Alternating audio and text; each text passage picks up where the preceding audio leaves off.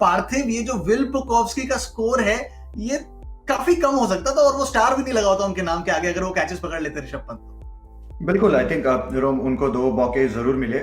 जिस तरह से आई थिंक दो कैच छूटे ऋषभ पंत से, उसकी वजह से उनको रोज को 50 करने का डेब्यू में मौका भी मिला।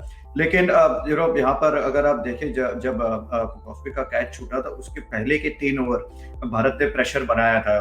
दो मेडन ओवर गए थे, उससे पहले एक ओवर में एक ही रन आया था। तो ये जिस तरह का विकेट है वहां पे इस तरह का ही काम करना पड़ेगा कि आप जितने मेडन ओवर डाल सके उतने मेडन ओवर डालें। क्योंकि एक स्टैट है क्रिकेट का कि अगर आप एक साथ 3 ओवर मेडन डालते हैं या एक साथ 2 ओवर मेडन डालते हैं तो आपका अगले ओवर में एक अपॉर्चुनिटी बनता है। ये पूरे टेस्ट क्रिकेट की हिस्ट्री का ये निकला हुआ एक स्टैट है। तो वो अगर आप देखेंगे तो वही हुआ, इसलिए देख रहे थे हम कि 2 मेडन हुए, 1 रन आया और अपॉर्चुनिटी बनी जो कैच छूटा ऋषभ पंत से। आई थिंक उसमें थोड़ा से हार्ड हैंड्स थे। अगर आप ध्यान से देखेंगे तो एक हाथ छूट रहा था, वो हर बार छूटता है। आई थिंक वो उसके ऊपर वो काम भी कर रहे हैं। अभी काफी नजदीक आया है, लेकिन पहले काफी छूट रहा था।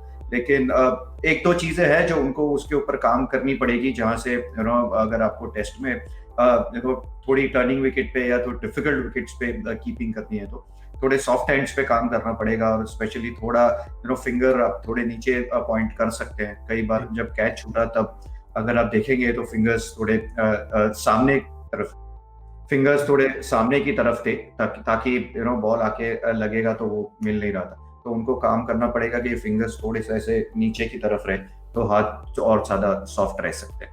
बिल्कुल सही कहा पार्थिव आपने। और खासी चर्चा भी हुई उस एक कैच पर जो ड्रॉप करा उन्होंने। ऑफ कोर्स अश्विन के जो सामने ड्रॉप करा था उन्होंने, वो तो एकदम विकेट पर थे, लेकिन जो दूसरा कैच था, शॉर्ट बॉल थी, वो भागकर पीछे गए सिराज की बॉल पर और कैच पकड़ा, लेकिन फिर छूट गया। फिर काफी डिस्कशन था, सॉफ्ट सिग्नल ग्राउंड पे आउट था। तो ऐसा क्या हुआ? क्योंकि वो विजुअल्स में तो क्लियर दिख नहीं रहा था, लग रहा था कि ग्लव्स नीचे हैं। ऐसा क्यों नॉट आउट क्यों था वो डिसीजन? अगर आप उस पर कुछ प्रकाश डाल पाए तो। आई थिंक सी ऑब्वियसली जब अगर आप देखेंगे एक रिप्ले में आपको दिखेगा कि ग्लव्स इस तरह से है जहां पे जब बॉल डाल रहे थे। तो जब आपके ग्लव्स इस तरह से नीचे होते हैं तो बहुत मुश्किल है कि आपका बॉल ग्लव में रहे, वो जमीन को लगेगा ही लगेगा, स्पेशली जब जमीन के पास था। तो जब पहला अटेम्प्ट किया, जब अब उनकी जो होनी थी वो लग गई ग्राउंड पे, इसकी वजह से बॉल बाहर निकल गया था। लेकिन जब दूसरी बार अटेम्प्ट कर रहे थे तो अगर देखेंगे तो इस तरह से लगा रहे थे, तो वो थोड़ा सा क्लियर इंडिकेशन था कि बॉल ग्राउंड पे लगा ही है और इसलिए अंपायर ने नॉट आउट करार दिया।